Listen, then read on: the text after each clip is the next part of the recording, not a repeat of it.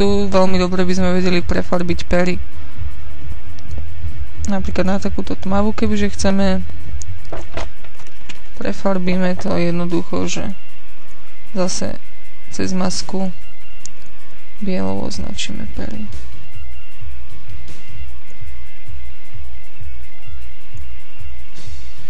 A dáme to na kolor. Alebo na odtieň. No a celkom zaujímavé. Pekné pery vyšli. Vlastne také boli.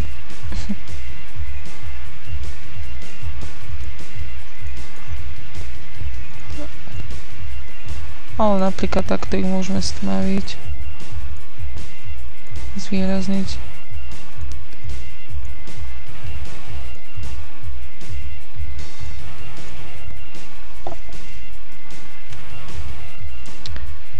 No. Skopírujeme to do novej vrstvy a skúsime sa vrátiť zase do tohto skin tune.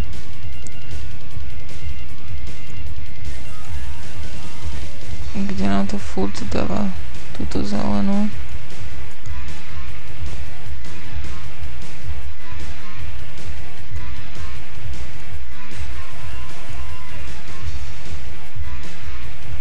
Nevadí, aspoň pri takejto nejakej farbe si trošku zvýrazníme ten kontrast. Stiahneme to brightness. Dáme apply. A dáme luminosity. Čiže sa nám to stmavilo síce zase do červenej.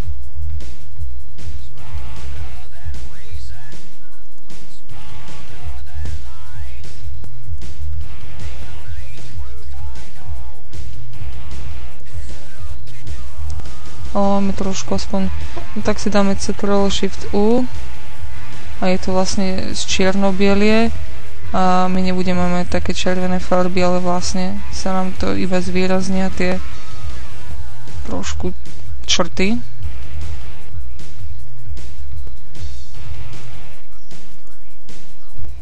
Čiže vidíme ten rozdiel.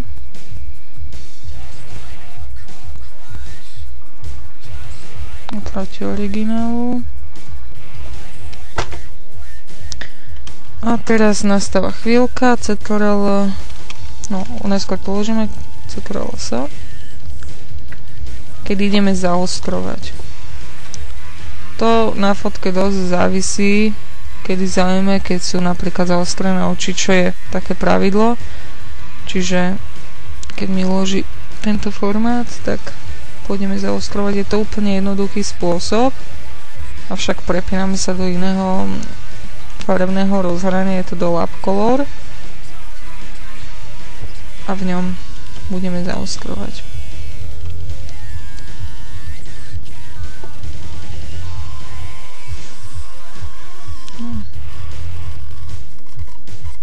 Toto je dosť veľký pomerne obrázok, čiže Ctrl Shift LD. Vytvorí sa nám tu vrstva, tu vlastne si môžeme nazvať zaostrovacia. A ideme do Image, Mode a Lab Color a dáme OK. Alebo Don't Flatten. Proste, aby sa nám nespojili všetky vrstvy dokopy.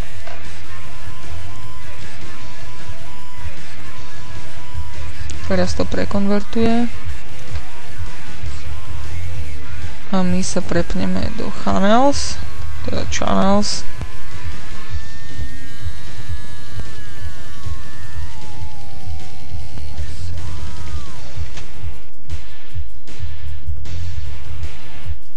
No, mi to zamrzlo. A dáme iba Lightness. Teraz si to priblížime.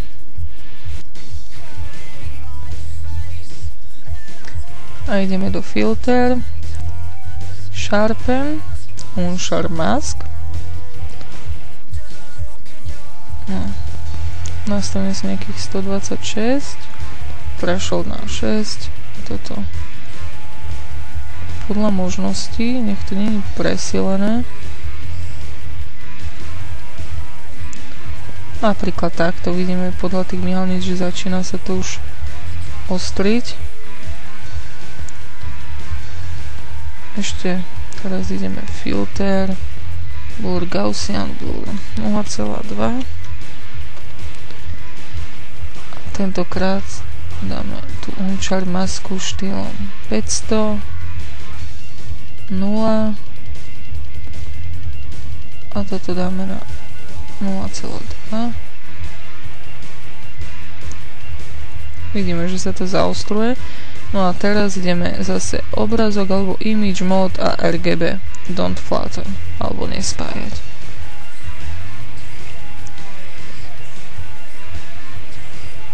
Táto vrstva, tá zaostrovacia je teda zaostrená a hneď uvidíme ten rozdiel.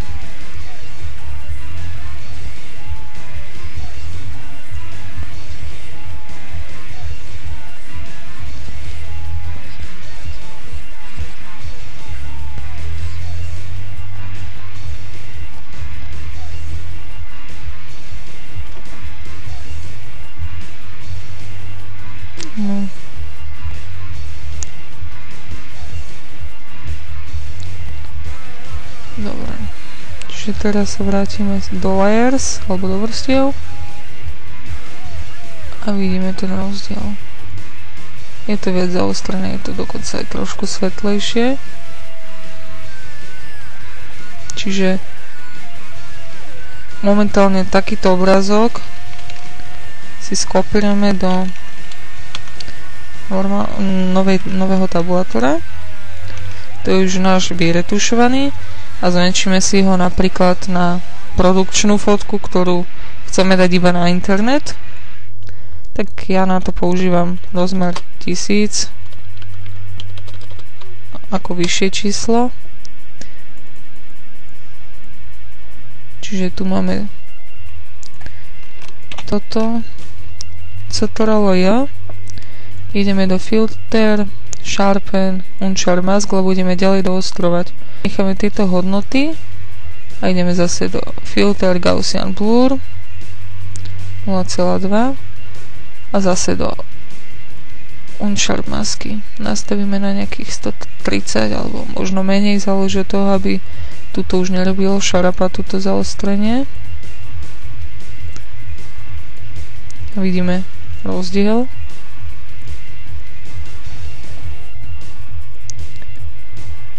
No. Teraz som si všimla, že napríklad v týchto miestach máme trošku malý prepal, čiže spojím všetky vrstvy a touto zápletou to trošku sa snažím odstrániť. Dobre.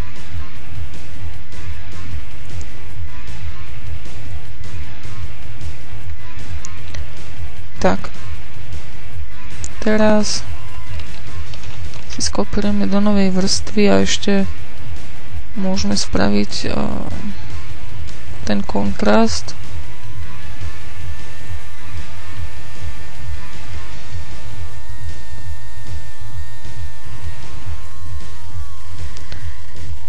A tento obrázok zase dáme do čierno-bielej. Si nastavíme napríklad nejaký filter, kde je vidno aj črty, čiže napríklad väčšinou vyhovuje tento modrý filter.